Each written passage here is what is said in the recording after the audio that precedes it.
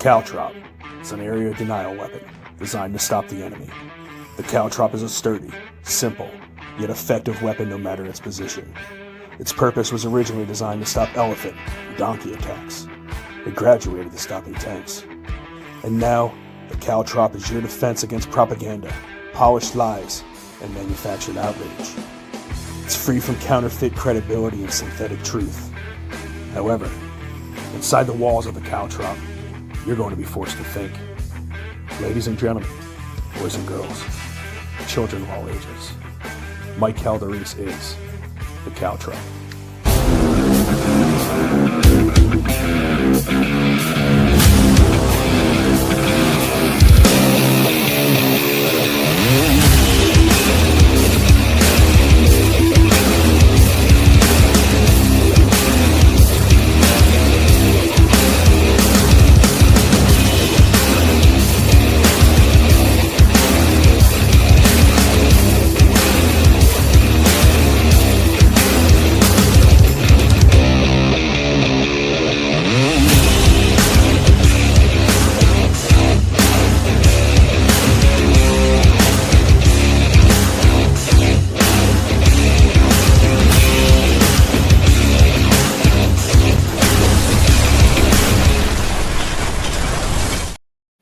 Good evening and welcome to the Caltrop. I am your host, obviously, Michael Calderese. Welcome, everybody, because we are your defense mechanism from counterfeit credibility, like you just heard. And I see counterfeit credibility going on everywhere, not just in our government. It's in sports. It's in everything. And it's very concerning. It's almost as concerning as the kids moving to socialism. We're going to be talking about that. But we have an absolute jam-packed show for you tonight. We're going to get back onto a little bit of political train, but we have a lot because it amuses me how both sides act very, very similarly. And I don't care what anybody says. I say this over and over again. Both sides are the same. You guys don't realize it. You just don't realize it.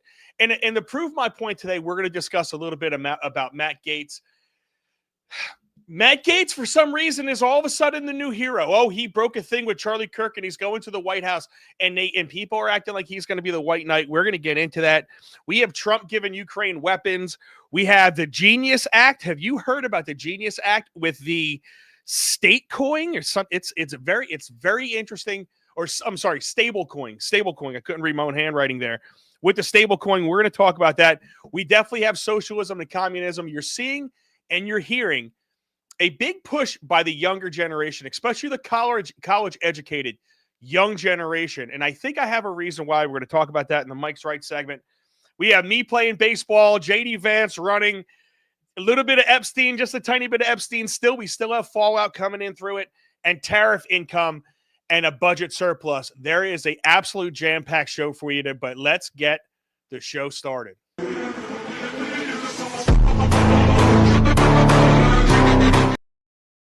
All right. Have you ever noticed something? How America is somehow the villain in every global story? Like we're the greedy, racist, patriarchal, warmongering uncle at the world's Thanksgiving table, who also bought the turkey, cooked it, paid for the house, and drove everyone there, but still somehow gets blamed for everything. We get called the patriarchy, while the rest of the world still treats women like livestock in a history book.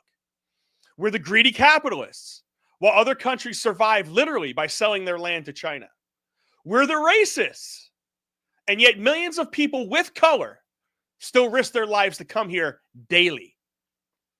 Legally, illegally, on foot, on boats, with hope in their heart, and their cousin's number scribbled in a sock. It's amazing, but they're still coming here. America's like that loud drunk guy at the bar, annoying, flashy, kind of arrogant, but also the only one buying rounds for everybody and tipping the staff double. Because say what you want, who's done more good for this planet than the United States? And I don't think that gets said enough.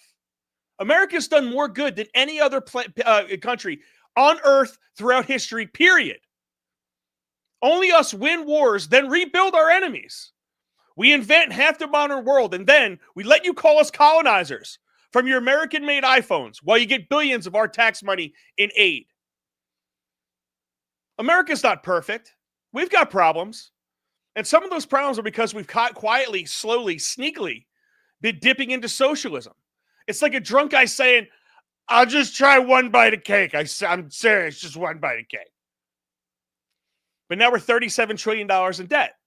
And like every bad sitcom, a sitcom roommate, we don't even know where the money went.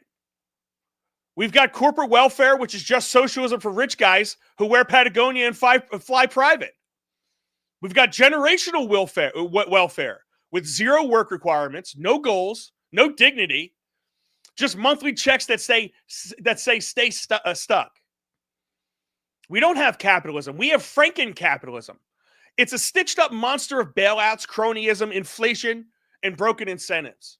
And somehow the monster is wearing a Capitalism Did This t-shirt. And let me say something that'll make the college crowd throw their political science books at me.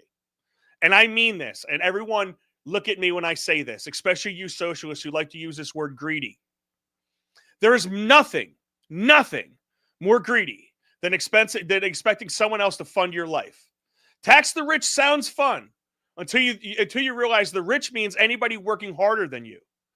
But let's step back for a second and look at what the average 18-year-old is looking at, because they are turning to socialism. And I think a good question is, why?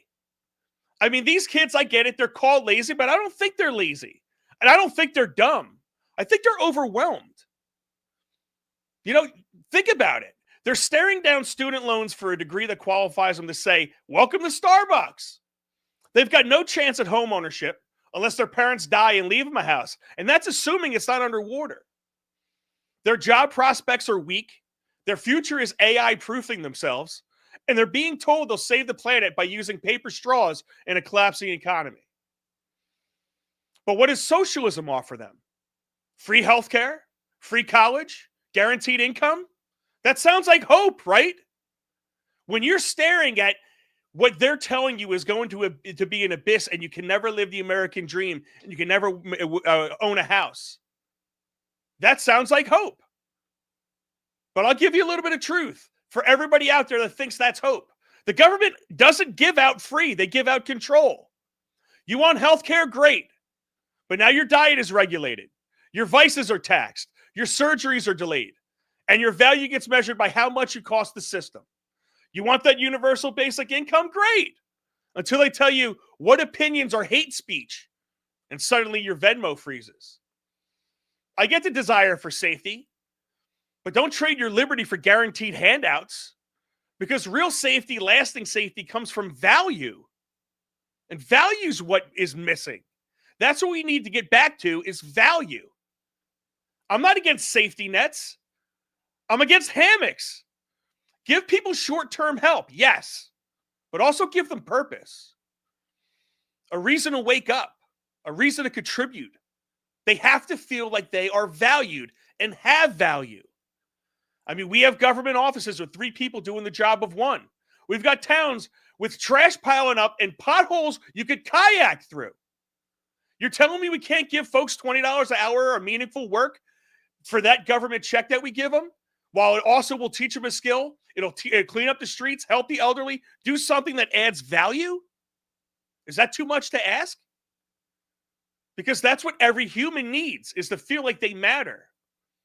I don't think these kids want socialism. I think they want meaning. And they've been lied to into thinking government control is the only path. And how bad is it when it seems like that's the only path for these kids? We need to think about that. But let me be living proof to the young socialists out there. I'm 45. I just started a new show. I'm building something and people are watching because this country still allows it. And I believe that I could still do it in this country. I still believe I can make it in this country no matter what I put my mind to. That's the America I love. That's the America I know. Not the perfect one, not the loudest one, but the one where an individual has a voice and an idea and a grind and can make something out of nothing based on those three things. If you believe you can't make it in America, you're right.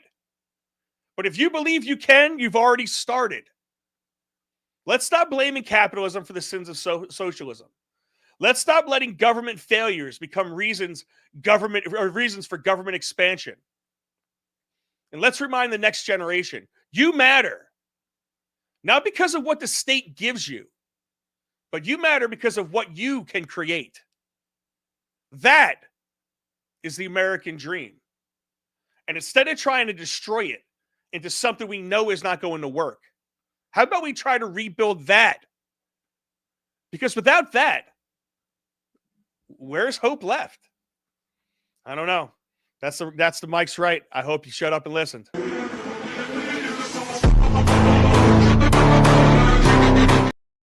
All right, everybody, let's get to the chat. I hope you had a good time. I hope you enjoyed that monologue. That was a fun one. Listen, we are seeing, a kind of an epidemic, and this whole monologue. I'll tell you where it stemmed from. I'm working with my son today, and my son's in college, and he's very smart. He's very smart at debating and arguing all this stuff, and we had a very lively debate over socialism and socialized healthcare. And he's not for socialism. He gets the idea about it, but he's definitely for socialized healthcare. And we had a very very good talk about it. He made his points. I made my points. I don't think he listened to a lot of my points, but I think some seeped in. But I do like, the difference is I could see where the hope lies with what he was talking about.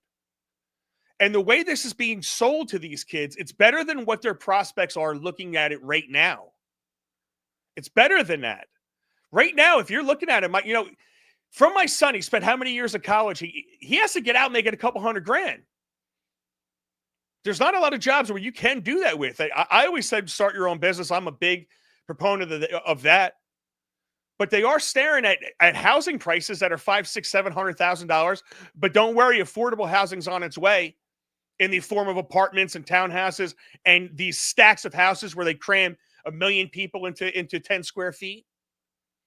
This is what these people are looking at. So I'm here to tell everybody out there that's on the right, instead of chastising these kids for being stupid and dumb, I do want to take a look at what they're seeing, what they're looking at. Because there are real things like egg prices, like gas, like housing prices. And sadly, when we talk about affordable housing, we're not addressing the reality of what's going on. And that's businesses buying houses, renting them out, and driving and completely manipulating the supply of housing so they can make money. That's 100% what's going on. If there's no supply of housing prices skyrocket. The benefit is I make a lot more money on my house. The downfall is if I sell it, where am I going to go for the same money? I'd have to move somewhere where it actually means I have to uproot my life. And I think that's a problem. Let's get to the chat. Hope everybody's doing really well. Of course, we have Yankee 68, Jay Calda, the first one in there. I love it, Jay Calda. Anytime Jay Calda gets in the chat first, he talks shit. He's like, ha, ha, ha. I am the first one in the chat. Yankee 68 says, yeah, I was actually cooking. Can you believe that? I cannot believe that. But Yankee 68 was a madman. He was drinking at the American Legion while listening to the show, while commenting, but kind of not listening and drinking and talking to his friends. You're talking about a multitasker. Jersey Abe, awesome. Mama Dukes, love you guys, every single one of you guys. Boondock Guy with the lights. Really appreciate you, Boondock Guy. Let me know where I am in the chat. I hear wow, wow, wow, wow, wow. Hit that like button, subscribe. Finger the hell out of that like button. I really appreciate it. If you can share this on every single one of your socials, that I do appreciate. Let me see something. Where did I go wrong? Boondock Guy says, no need for universal health care when you are the only nation that could fly B-2 bombers across the planet without other nations noticing. I don't know what B-2 bombers and healthcare have to do with each other there, Boondock Guy, but I do appreciate where you're going with that. Let's get to In-Depth Breakdowns. In-Depth Breakdowns. I was going to say, I hope my mic wasn't muted the entire time. Let me know if my mic was muted the entire time. PT Pod says, let's go. What's up, PT Pod? You guys know PT Pod. He is Fresh Mike, our man Fresh Mike's with us on Fridays. They do, if you didn't know, they do a full stream, weekend stream, it's a mega stream with everything that they do and the Caltrop. It runs, I think he's got 24 hours. Let him know in the chat. If you can, drop that link in the chat as well for us. And once again, guys, if you can follow us, if you're watching us on any other platform, if you can, I'd say join us on Rumble because it's free speech, but I have not had any other issues. I've been on YouTube and I've been on Facebook. We're about to expand that to X. I have not gotten any strikes yet for anything that I have said. So we carry on. Maybe when we get a little bit bigger, they will come at me a little bit more. But there's a couple things from last week that I wanted to touch on, and let's touch on this really quick.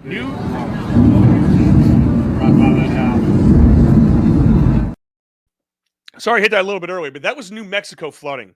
If you watch that, I'm going to play this for a second and watch this flooding. Houses are coming by, and the big thing in the news has been weather modification. It has been cloud seeding. I did a thing on Texas cloud seeding. We're going to touch on that really quick, but check out this flood.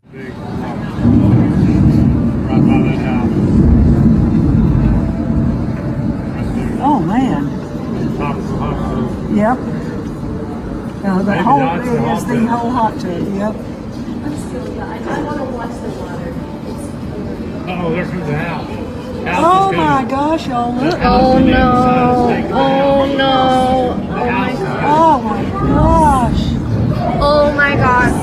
Oh my god. Oh my god. Oh. God. You see that just mowing over the trees, and I love those. It's amazing how calm they are. It's like, oh Lord, you see, it's just a house just washing down the street.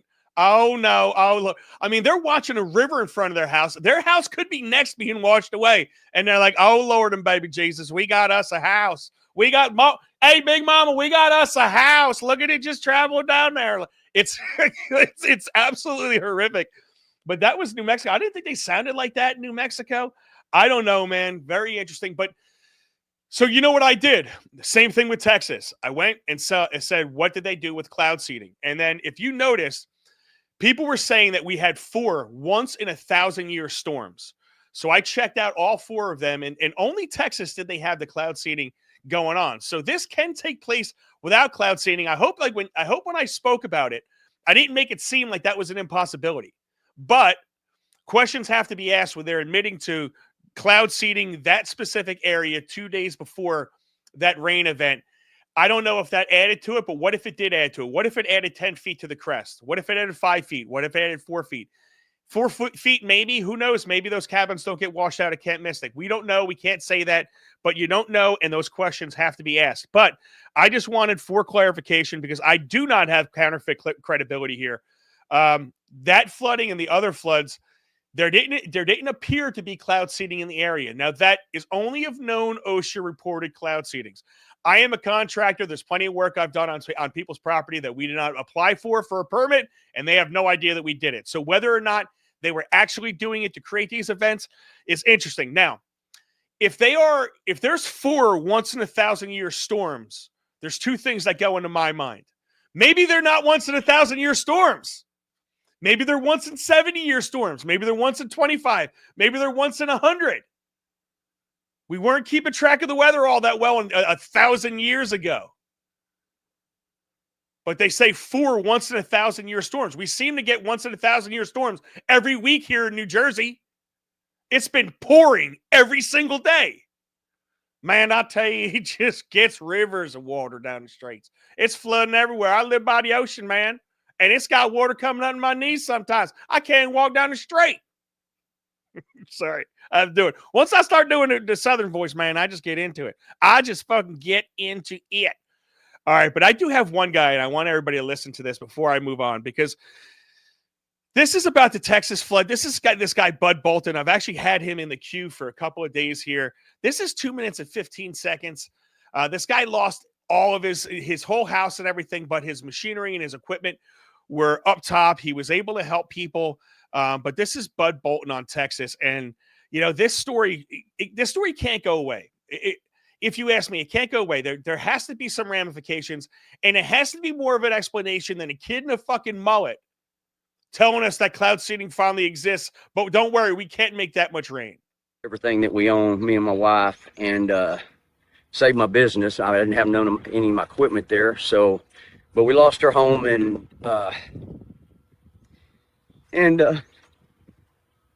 it was just the little children that was floating away. It's what got me. I didn't care about my home or my possessions. I really didn't care about me. It was just those children that were always watching in RVs running. Had other friends down there that I knew on the island. They got washed away. My buddy tried to get down there and save some and throw some kids to him, and the man wouldn't throw them. And that family of 5 win. And small stretch down there of small stretch down there of just 500 or 600 yards. There's about 75, 80 homes that wadded up in about a 300, 400 yard stretch. They all wadded up. About 25 tiny homes, and the rest were RVs and fifth wheels and all that kind of stuff. And like I said, it wasn't the possessions and losses, just all those screaming kids we had to listen to that we couldn't get to and couldn't save them. And we're here. Everything that we own, me and my. Sorry, hit that. I guess I double tapped that. Oh, man. You know, I wanted to play that guy. It was another minute left of that, but that starts eating at me a little bit. My son came in and said, "Do you hear about the story about the two little girls that were holding hands that were found that way?" You know, it was stuff that I don't even like thinking about, don't even like talking about, but you have to. You know, I'm kind of getting like, you know, especially with the babies and having the kids, and, you know, you can't imagine what these little girls went through. So I do hope that we don't have the blame game going on where it's not, oh, it's global warming and now I have to change how I drive because an 8-year-old lost their life. I do hope that we could figure out that maybe, just maybe, since they started really screwing with our weather, that we've had more dangerous weather events. Please, before we start getting into rhetoric, let's address what's actually going on. Weather modification is actually taking place. Now, whether it's HARP, whether they can control hurricanes, whether they could do any of this stuff, you know, you guys know me. I came out and said, no, they definitely can't. I don't think they can control hurricanes. But is this beyond the realm of possibility with these people? I don't know. I don't know what type of technology we really have deep down. But am I going to call that outright conspiracy theory when, you know, cloud seeding was conspiracy theory for a very long time? Now it's wide open and everyone knows what it can and can't do. So it's, you know, once again, I don't want to lead you guys to think that it can, and this is what we're doing everywhere. You know, nature's nature. I saw a chat. Who was it? Yankee 68 says nature will do what she wants. Nature will do what she wants. You live in valleys. Valleys overflow. I see it happening in West Virginia all the time. My wife's family lives out there, and it's very sad. But the river rises sometimes. Sometimes there's a lot of rain. Sometimes there's not. I know Jersey this year, it's been a ridiculous amount of rain every day. It seems like it's putting down water on us. But I don't know. What are you going to do? So we have this thing here. Do we want to move over to the... Yeah, let's talk about this. Yeah, the Genius Act. Let's move on to the Genius Act. If you guys haven't heard what the Genius Act was, the Genius Act is very interesting because it's I can't even really describe it. It's coming out of the Senate. The Senate's been working on this for a really long time, and you have not heard a lot on this. Now, I don't know if I have these in order, but let's see if I have it in order here. Okay, yes, there we go. The Genius Act, formerly known as the Guiding and Establishing National Innovation for U.S. Stablecoin Act, is a piece of U.S. legislation passed by the Senate on the establishment of federal framework for regulating stablecoins. It aims to create a clear regulatory pathway for stablecoiners, ensuring customer protection and adding a national security concerns. The bill focuses on payment stablecoins, which are digital assets designed to maintain stable value relative to a fixed amount of U.S. dollars or other liquid assets, and are intended for use in payments and settlements. So it's really like a payment thing. And I think I'm sorry, I didn't have this. Yeah, there we go. So the purpose of the Genius Act seeks to regulate stablecoins, blah, blah, blah. The features, dual licensing regimen. It proposes a dual licensing system allowing both federal and state level regulation of stablecoin issuers.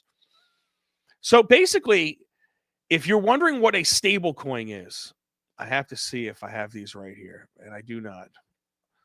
So what's a stablecoin? Let's go through these and see if I could find it. I had this out here somewhere.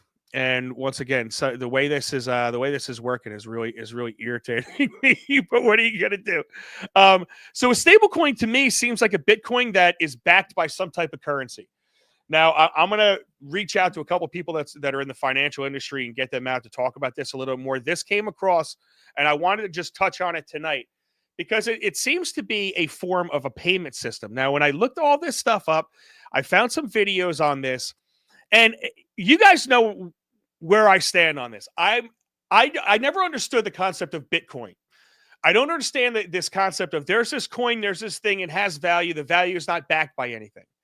Apparently, the stable coin is going to be backed by some type of cash, some type of finite concrete asset. It's going to have real backing to it. I guess it's a digital currency.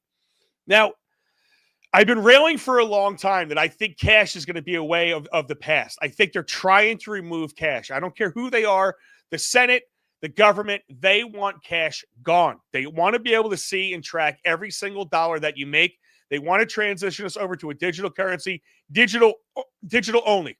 Excuse me. And again, when I look at this, you look at what they're doing to the kids. Every kid has Venmo on their phone. They all have a digital way to pay on their phone. They're going to get to the kids, and the older people that are using cash are going to get phased out. And then the penny, when they get rid of the penny, I'm telling you guys, I don't care what it costs, make the pennies plastic. But you have to have that type of penny. You have to have it. I don't understand how you get rid of a part of a currency that is the main denomination to actually give change. You have more pennies than you even know what to do with. Every time you get change, it is pennies.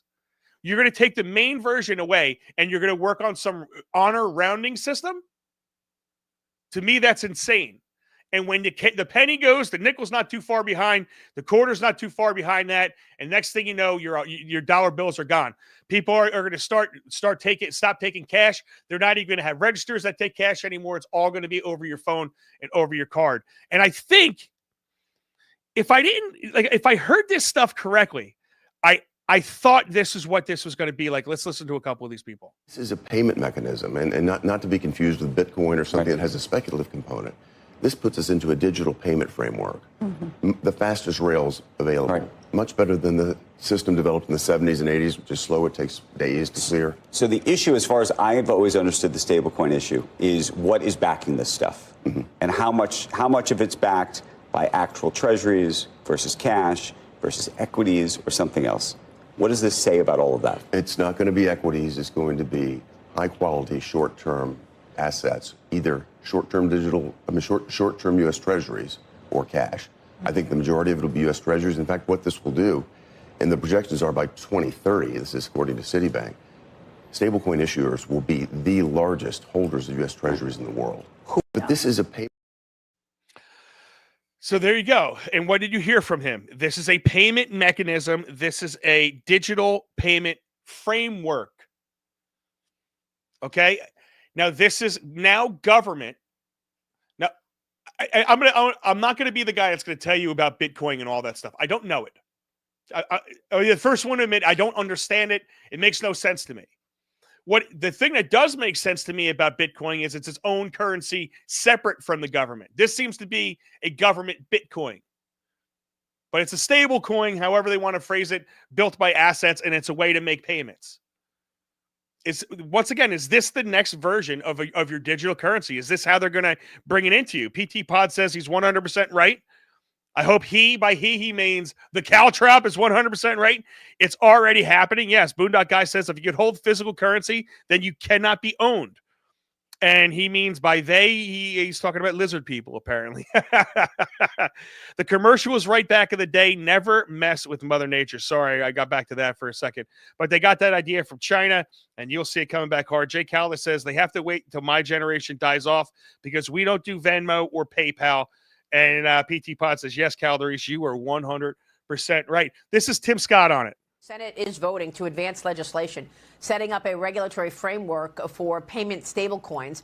A new report this morning shows companies like Walmart and Amazon are looking to set up their own stablecoins. We've spoken with Congressman French Hill about this, and of course, Cynthia Loomis also working on it in the Senate. What should that stablecoin legislation look like?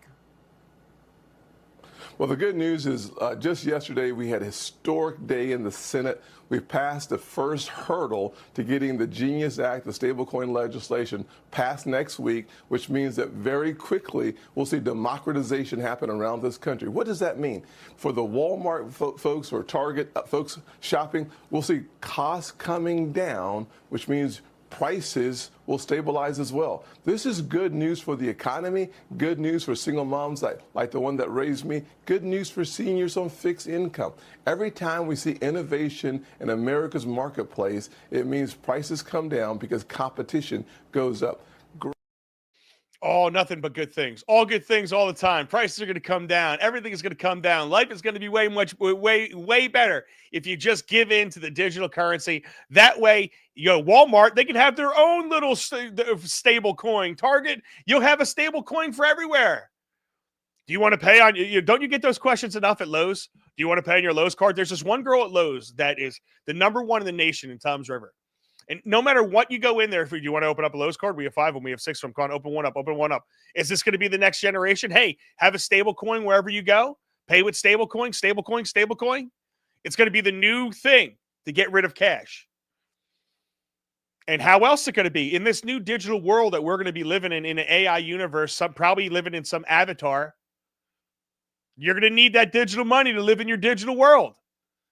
Is that going to be the next Madonna song? She's just a digital girl living in a digital world with big fake digital tits. You got to love it. Here's one more. Stablecoins really have the potential to ensure American dollar dominance internationally, to increase the usage of the U.S. dollar digitally as the world's reserve currency, and in the process create potentially trillions of dollars of demand for U.S. treasuries, which could lower long-term interest rates. Trillions of dollars of demand could lower long-term interest rates. This is being sold by everybody, and I want everybody just to take a second for this, because they passed this with a 70 vote, a 60 vote threshold. So this is a big majority that needed Democrat votes. So this is it quietly got passed in a bipartisan fashion. Are there a lot of people talking about the Genius Act? Do you hear this going on anywhere? Talking about this stable coin everywhere? Talking about finally we have bipartisanship, and what do we have bipartisanship on? Digital currency? That's what they come together on? Money? Nothing else we could get together on. Only money with these people? And not just money, a means to control your money? I don't know. Very, very interesting. Yankee 68 finishes up with saying, I hope they wait till I'm gone. Now, let me get to another thing. So I talked about how great we are, and there's a reason why we are very great, and there's a reason why people want to come here. And I understand why people want to come here, and I love the fact that you're not anymore. Stay the fuck in your own country. Sorry. But seriously, I love the fact that the border is being enforced. I love the fact that now we have 99.9% increases. I love Gator Alcatraz, like Bear City. I don't care. Name them after whatever animals you want to name them after. I love it. And I hope we do more of this, because I do want people being here. I want people to be vetted. I want you to come in the right way, but I want you to come in. But it's just very interesting how these things are being framed. And there's one thing that now that the border is completely closed, because if you've heard, and you heard other people talk about this, once the border's closed, what do you do with the 25 million people here? Do you just get rid of every single person? Do you make a pathway to citizenship for a lot of people? Do you give them amnesty? Is it a political move to take that amnesty thing off the table for the Democrats by giving all these people amnesty? You know this is the stuff that's going on inside Trump's head. You know he's being pulled out by every single business group that wants low, cheap labor. Businesses have wanted cheap labor forever. So we have a lot of people here. And I heard something out of Trump that was very interesting. We're going to get to it in a second. But I think amnesty's coming. And I don't know why, but I'm going to play Debbie Wasserman. Hold on, let's actually play Trump. Let's go in some type of brain order today, and not have my messed up brain going all over in directions. I heard Trump say this, and it kind of raised my eyebrow. People have worked on a farm for 14, 15 years, and they get thrown out pretty viciously, and we can't do it. We got to work with the farmers and people that have hotels and leisure properties too. We're going to work with them, and we're going to work very strong and smart, and we're going to put you in charge. We're going to make you responsible, and I think that that's going to make a lot of people. So we need them to pick our crops. We need them to pick our crops. Trump. This is not the first time Trump has stolen the Democrats' lines and takes them and makes them his own, so that way they could be completely against it. Maybe that's what he's doing. But did you hear what he said? We have to do something for the farmers. We have to do something for these people. You know there's giant lobbies that are coming at him to make a lot of people Americans. What do you do with the dreamers? Do you just make them all Americans if they've been here for this long? And on top of that, if you say, oh, well, they've been here and they haven't been breaking any of our laws and they're not criminals. Well, are they paying taxes? And if the answer is no, then they are criminals. But if you're still going to give those people that have been at least working in this country, because I don't want to pay taxes either, but I'm forced to. But if they've been working in this country, what are you going to do? You're just going to give them amnesty, not make them pay a fine, just make them Americans? Do you support that? Put it in the chat. I don't know.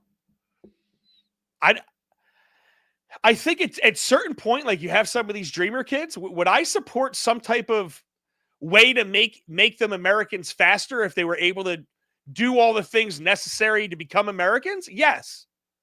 I think if you're already here, why not? If they've been, like, if you have a kid that was brought here when he was 6 and he's 21 years old, you can't send that person back. That's not humane. But can you at least make him a real citizen? Social Security card, pet taxes, the whole 9 yards. That way you could just pay taxes and be a citizen. I don't know if I would oppose that. And I don't think I'd be mad if Trump did that. I do think if he gives a blanket 25 million people, which I don't think is going to happen, but I know there's people that are pushing him for it. You can hear it. You can hear it in the way they're talking. But you tell me, what do you think? Amnesty? Yankee 68 says, I've watched one of those, but it doesn't seem to be on when they have these bills that actually passed. They do broadcast. Okay. I'm dreaming about it every night.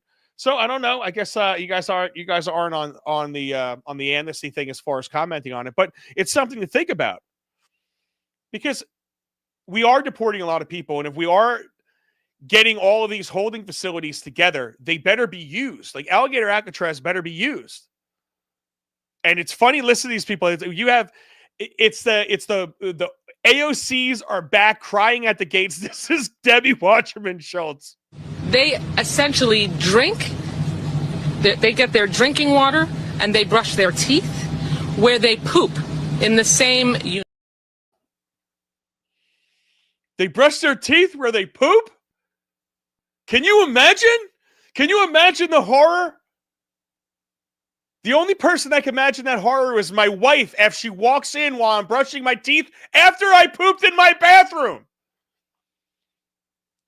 You did that, Debbie, this morning. You evacuated whatever beet juice you've been fucking taking into your body, that red, disgusting thing that came out of your ass. Then you walked right over to your sink and brushed your filthy teeth. Maybe you didn't. Maybe you just Listerine and spit it out. I can make a couple jokes about spitting, but I'm not going to do it. I'm not going to do it. You spit too, don't you, Debbie? Sorry. I fucking had to, but it's the truth. They can't even come up with good things. Can you imagine having to brush your teeth while you take a shit? There's men out there going, I was doing that while taking a shit. And then guess what? I got right into the shower while I was still brushing my teeth. And then I spit everything out in the shower. And you're ugly, Debbie Wasserman Schultz. At least AOC was cute in her white, cute outfit and her white pants, sparkling white in the desert, while she was crying against the chain link fence. You can't even take these fucking idiots seriously. But listen, that's a major win, and I do believe this Epstein thing is a major loss, and they need to start celebrating the wins. Trump's administration has a lot of wins. We're going to talk about them coming up in 10 minutes with the tariffs and the whole 9 yards. There's a lot of wins going on. And somehow they made this Epstein thing bigger than everything else they're doing. Because when people who believe in you now think you're lying to them, they are going to react. The fallout is immense, and the fallout is really disgusting, and it's not warranted. Let me play this really quick, or let me show you this really quick. And I'm not even going to be able to read that. But this is, just so you can see, this is Donald Trump defending Bondi, saying, I can't believe you guys are still on this Epstein thing. That was a very, very, very tone-deaf response, and he has been very tone-deaf to this Epstein case the entire time. You're hearing Bongino wants to quit, Bongino doesn't want to quit, blah, blah, blah, blah. But this is all I see. The Democrats, who didn't release anything the last 4 years, are able now to use this as a political football. This is Jamie Raskin. House Judiciary Committee Ranking Member Jamie Raskin calls for the hearing to subpoena Pam Bondi, Kash Patel, Dan Bongino to public release all the information they have on the Jeffrey Epstein files. If you listened to me 6 months ago when I railed against this, I didn't know why they were doing this as a campaign slogan. I said, this is going to backfire up their ass because there's no way they're putting any of this out. Everybody in the chat right now that is listening to me, you know I've said that multiple times. I said they are going to own this. And you're giving the morons in Congress, you're giving the morons way too much credit. This is Jeffrey Epstein, or I'm sorry, the Democrats of Congress. You're giving them this info. This is Jeffries on Epstein. Hakeem Jeffries signals support for efforts to compel the release of Epstein-related documents. They never even spoke about Epstein the past 4 years. But now, all of a sudden, they're using this as a political football because the Trump administration made promises, and all of a sudden, they didn't live up to the promises. So now what are you seeing? You're seeing MAGA eating at each other. You're hearing Dan Bongino this, Jeffrey Epstein that, Maxwell, she's going to come to Congress. Ghislaine Maxwell is reportedly ready to meet with Congress regarding the Epstein files. And then you hear this. Congress blocks Ghislaine Maxwell from reviewing the Epstein list. What are you guys doing? The only way out of this is putting this out there. You're making yourself look bad. This Epstein thing, they don't realize. They have taken their base who trusted them, and this signaled that you are nothing more than the same horseshit that's been in there for the last 4 years. That's why your base is pissed off, Trump. You want to move past it. They don't. They want remedies. You got in there on Law and Order. You got in there and you were supposed to clean this shit up, not cover it up. And your people will hold you accountable for some of the things you said. It's the truth. And what has happened? We have people coming out and we're yelling at Pam Bondi. Like, Pam Bondi's the problem. Attorney General Pam Bondi has fired her personal ethics advisor, Joseph Terrell, whatever that means. Pam Bondi's the problem. No, she's really not. By the way, Dan Bongino showed up to work today. That was apparently newsworthy that Bongino showed up for work. But Pam Bondi's not the problem. The problem is whoever ordered her to cover this stuff up. You guys went in there and everybody celebrated. They were going to be the ones to clean up the deep state. Well, the deep state's ordering her to do certain things, and she's responding to them. And so is the rest of the administration. And the funniest thing that I see about the right now is, do you know how many of I'm going to say it, you people on my Facebook page and on my social media pages have oh my God, Matthew Gaetz is going to the White House. It's like, I remember when who was it? Susan Waldman. When who was it? When Roger Clemens was in George Steinbrenner's box, and she's like, oh my God, in all the days I have Roger Clemens in George Steinbrenner's box. And I remember that vividly, her geeking out over that. That's the way you guys sound with Matt Gaetz. Oh my God, he's been called up. Bring in the fucking flamethrower, baby. Why is he a hero? What has this guy ever done that makes him a hero? Besides have really fake face. Yes, he has fake face. He invented the term. Weird eyebrows. His face looks totally different than when he got into Congress. It's not aging. That's the only thing he's done. He's fought Republicans harder than he's fought anybody else. His major victories are against Republicans. What else has this man did? What else has he done? I'm talking to anybody out there, all you Matt Gaetz defenders. What has this man done? Give me one accomplishment in Congress. Give me the bills that he had passed. What's his biggest accomplishment as a lawyer? No, the fact is, this guy is a polished politician from a family of politicians. His dad was a politician. His grandfather was a politician. And he was groomed to take the family mantle and just be a damn politician. And in order to be a politician, you got to be a lawyer first, or you got to go into the Army, you got to go into the Navy. You got to do one of those things so you have that on your resume. Counterfeit credibility. But he speaks right, and he gets you. I get it. He's like A1. He gets you here, and he gets you right here. The way he talks. So he's a fighter, though. Yeah, he fought to get McCarthy out, and we got my Johnson. How much better off is the Republican Party with his actions? Oh, well, he's going to come in, and he's going to be the one to release the Epstein list. Really? Is that your faith in that guy? I got challenged by Dan Nunn, and Dan Nunn's a good dude. I have no problem with him, but he's a Trump loyalist. And check him out. He's also I liked his show. You know, I kind of lost him in the divorce, but what are you going to do? But I got challenged by Dan Nunn. He says, you just want to put out accusations. I didn't put out any accusations. He goes, name things you don't like about the guy. Okay, I don't like that he gave us Mike Johnson. I don't like how his antics on TV, just like I didn't like MTG wearing the Trump being a Trump billboard. This guy's on national TV and fucking McCarthy's ear, just yelling at him with his big fake hair and his fake eyebrows, trolling a guy on national TV. It's disgusting. There is such a thing called decorum.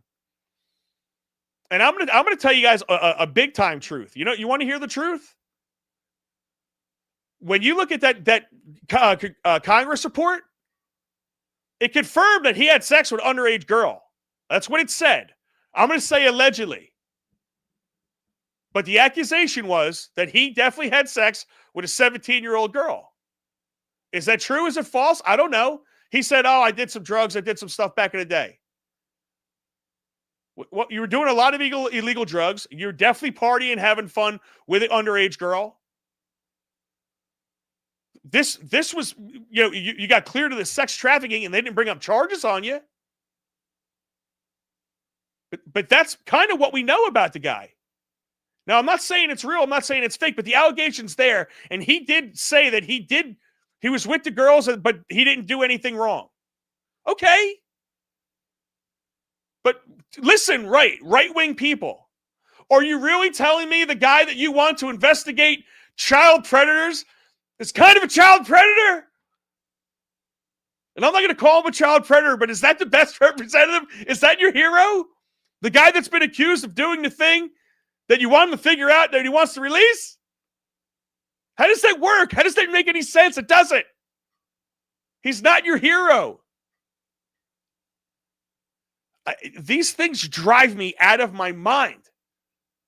Because I don't even know if you have an idea of who these people actually are. What is your faith in this guy? Put it in the chat. What has he done? For all the Matt Gaetz lovers, put it in the chat. What has he done? In the chat, I see Raskin is a piece of shit. Agree 100%. I have a whole bunch of sirens going off. Jay Calda says, how does Congress block that? I'm starting to think this is all a bunch of bullshit. It is a whole bunch of bullshit. How does Congress block the Epstein files? Here's a better question, Jay Calda. We all watched as Congress brought baseball player after baseball player after baseball player up to testify on why they were using steroids. But they're not going to bring Ghislaine Maxwell up to tell us all about the Epstein files. We're not going to give her, say give her a deal. Tell all and you get out of jail. How about that? We're not going to do that? What's the matter, Congress? You cared more about baseball players sticking a needle in their ass than kids getting penetrated in theirs? Is that really what you're going to sit here and tell me? We all watched that take place. Why has she not been up testifying in Congress? She's in jail. There's no case going on against her anymore. Why is she not flaunted up there like everybody else? Oh, because you're afraid that you might be asking her a question and she's going to say, motherfucker, I sucked you off. Or I had Tiffany do it. Or sorry, that was a bad name. Or I had Monica do it. Whatever. I'm not even going to use the name because there's going to be some girl I know that has that name. But you know where I'm getting at. This is the problem that is unbelievable, and I cannot believe that we are allowing this to take place. And you know what I do like? I like the reaction of what I'm seeing from a lot of the right-wing commentators. I don't think they have this just blind allegiance to the Trump campaign anymore. I mean, I think they looked at the last thing and said, listen, you did a lot of things very good. There was things I did not like. I'm not going to tolerate this. I'm going to tolerate that. That's the approach I'm taking with it. But I got to just tell you, to wrap this up, they better do something. And this is what they say. They're going to release more evidence related to the Jeffrey Epstein case to offer greater transparency. I thought you said case closed. If you had it, why didn't it get released? You had people asking for it. You told us to leave it alone. Now you're going to give us more? This is the shit you can't do. This is the stuff that's going to get you 30 to 40 seats taken away from you in the midterms. And if you don't think it can happen, this one event will 100% do that. And everyone's making a mistake about this. Trump, I want you to listen to me. This isn't about Jeffrey Epstein. This is about lies. This is about your specific lies. And not only that, your regular ass viewer could tolerate a lot of things. We watched you bomb Iran and we were like, okay. But we know you did the bidding of Israel. And if you want to get really creative, you go ahead and look at Jeffrey Epstein's background with the Mossad. It's apparently deep. So you have your group of people that will stick behind you, but they don't want to see you pandering to another nation, not ours. This is supposed to be America first, not Israel first. And I'm sorry, but when you see this over and over and over and over and over again, it seems kind of to me like it's Israel first. Now, let's get to a couple things. Let's check the chat, see what's happening. Besides voting, how do we force them to do what we want? Jay Callis said, Matt Gaetz is gone and should stay gone. 100%. I don't want to hear from this guy. But once again, I don't want to hear that he's the savior. I get sick and tired of saying that. And Jay Callis says, the Republicans never have Trump's back ever. And Yankee 68 says, it's all lies, fraud, and bullshit that we are tired of. And we have a nice little chat today. I like it. It seems like we're building. It seems like we're holding steady at a certain number. And then we have definitely gotten a lot of really good views here. So I appreciate every single one of you guys. Once again, remember to finger the fuck out of my like button. I enjoy when you finger my like button. Let's get to some fun stuff. I do have a couple of fun things in here. This is JD Vance running.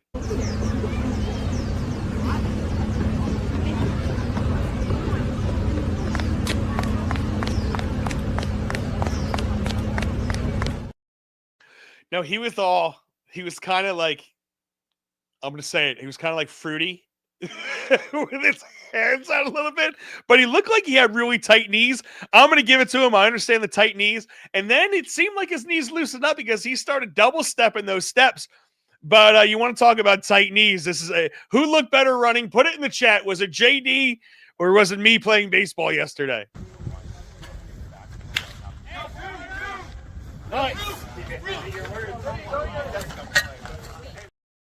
Talk about hurting knees. Let me tell you something, son. I got that call like, hey, do you want to come just hit, not run? But you know how it is with me. You hit the baseball, and I hit it, and I see it's a little bit. I got a good piece of it. Could have hit it much harder. You saw me. My first swing in the last 2.5 years, I didn't think it looked too bad.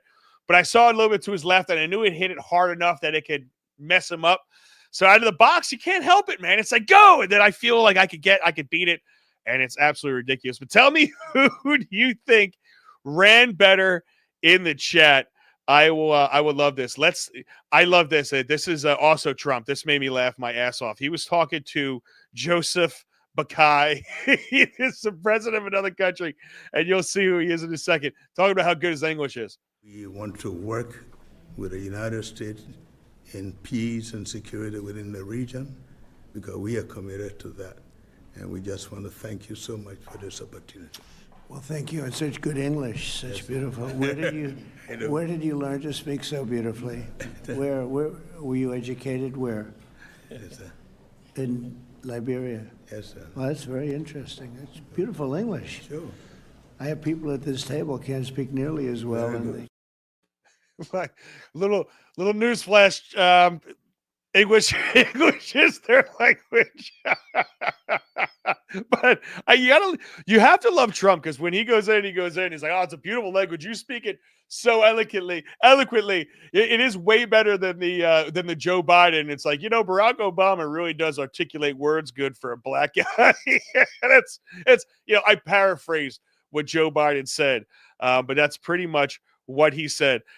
This also cracked me up. This is Senator Kennedy talking about money for gay stuff in like Luanda.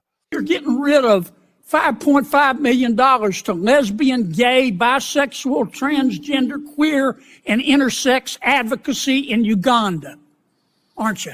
Yes, sir. I can't believe we're arguing about this.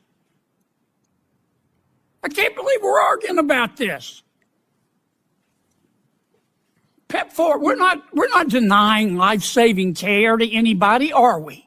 No, and $10 billion would remain for that funding. I can't believe we're arguing about this. That guy, he absolutely cracks me up. Yankee 68 says, Mike, you're the winner. I will take it. I beat JD Vance in the race. Mike, you still look like an athlete running, albeit very slow. No, it was a whole bunch of little quick choppy steps because I was afraid of tearing my hamstring off my ass cheeks like I did last time. I have one more thing for you, and we're going to be talking about this a little more in depth in the coming shows. And it's one of these things that if you've been listening to me for a very long time, especially with how long Yankee 68 for a very long time, but also Jersey Abe for forever has listened to me talk about COVID. He's listened to me make predictions on Calories Unleashed way before COVID came out. And I was hoping I was wrong with a lot of these COVID predictions. I was hoping that the cancer predictions that I was making, and it weren't me making prediction. It was me listening to two different sets of doctors, and then making a determination of who I thought was telling the truth. And doctors that made a lot of sense were saying these things, and I could say things in confidence when I think I'm on the right side of this, and I've been proven out to be. I was making a lot of statements saying that cancers were going to be way up and more aggressive cancers, and they were. I was saying that there was going to be a lot more autoimmune diseases and a lot more autoimmune problems, and they were. I was saying that the excess death rate was going to be elevated from 2020, from when the shots went into place, still to today all over the world, and that is what's taking place. I said that the spike protein gets in the ovaries and testes of men and women, and especially women. For whatever reason, it got into the ovaries of women. And unfortunately, I said birth rates were going to be declining and there was going to be an infertility crisis coming soon. And you've heard that. And you actually even heard Trump talking about how there was an infertility crisis. Remember when he was campaigning? And I kind of criticized this as well when he was doing it, talking about government paid for in vitro fertilization. But this is Dr. Sabine Hassan on Dr. John Campbell's show. If you don't know Dr. John Campbell, he does a great job going through the data, giving you YouTube-friendly content for COVID. So this is and let me see if I get a strike for even talking about this. But this is Dr. Sabine Hassan talking about the lower birth rates. Why should people watch this video, Vibeke, and learn about this paper? I think it's important to watch because what we show is that women who had a vaccination against COVID-19 before conception has not so good a chance to give birth. They actually gave birth to around 1/3 less children, which shows that there could be some kind of infertility linked to the vaccines against COVID-19. So listen, that was about 45 minutes to an hour long. I listened to that whole thing today. I was going to give you more, but I figured we'll start producing a lot more evidence-based results on some of the predictions I made years back versus what we're seeing actually going on today. The infertility thing it's very big, because if you can't, no offense to this to everybody, but we have women that are more focusing on their degrees and their life and their jobs, and that's great. But you have to be able to reproduce in order to have a nation. And what you see is, if you're not going to reproduce, there's other groups, and there's certain groups that do not have America's best interest in mind, or may want to shape America into what they believe their religion needs them to shape America into. And there's a lot of groups that are outbreeding people. So if we have anything that's going to stop the breeding of Americans and Americans that want to be here and raise kids, and you see it all over the place, our birth rates are down. This might be another thing that's added to it. I think it's something that has to be taken seriously. I'm not saying it's definitely, the vaccine or whatever it is, but what I'm saying is this seems to be a thing, and maybe a little bit more is warranted in actually looking at it and checking it out. But I'd like to thank everybody. Yankee68, last couple of comments. I love it. It says, it was definite virus to take out as many people as they could. Wonder if everyone in Congress got saline. I don't know. You never know, man. You never know. I know this. Still, the adverse events, when you do look at them, statistically, they're very low. They're very high for adverse events and for this thing to still be on the market, but they are statistically, very low. So could Congress not, be in the outlier and no one got hurt, or have people gotten sick from it and you just don't know that it was that? There's a whole bunch of possibilities. The thing is, we have to be asking the questions, and we have to demand that we actually get answers to it. And so far, that's the thing that I think is lacking, no matter who's in office. And he goes on to say, they have been poisoning us with our food, air, and water. T levels dropping in men, and women having issues, and the whole turn away from the traditional family. That is 100% accurate. I think if there's one thing we could all agree here today, is that the breakdown of the family I think has really led to a lot of the breakdown of the possibility that we can have the American dream and the socialism and all that stuff. When you have a defeated group of people, are going to turn to really weird ideologies. And that's what we're seeing here. I hope it's something that we can change. I hope it's something, I hope we could reach out to some of these people and talk to them and show them what it's really going to be like. Because you have these impressionable minds. I spoke to my son today, and my son's as hard-headed as you get, but he will listen. And he's very smart, and he's very good at arguing. And he's like me. But you saw it. He has the idea of this in his head, but it's not formulated very well. It's kind of like a bunch of wants. And you know how it is. If you're not a bleeding heart liberal when you're in college, you have no heart. But if you're not a conservative when you get older, you have no brain. And that, to me, does stand true. We have to get these guys to convert their hearts into their brains, but keep some of the heart, because I definitely think there's a place for it in our government. But thank you very much, guys, for being with us. I hope you appreciated this show enough to share the shit out of it. Let's grow our Rumble family. Let's grow everybody. If you haven't checked us out on Rumble, please go to Rumble. If you're watching me on any of these other groups, go to Rumble and check out Center Cut Media. Check out Center Cut Media everywhere. And if you're only watching us on Rumble, I'd really appreciate it if you have all these apps in your phone.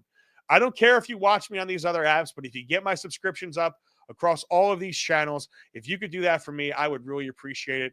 I think I give you a lot of value. I hope you guys value what I do, and I hope you will just give the bare minimum of just putting this out there for me. And always finger the fuck out of my like button. Remember, you could be a Caltrop too. All you have to do is ask questions. Do not take the status quo. Do not accept the counterfeit credibility, and do not accept fake truth.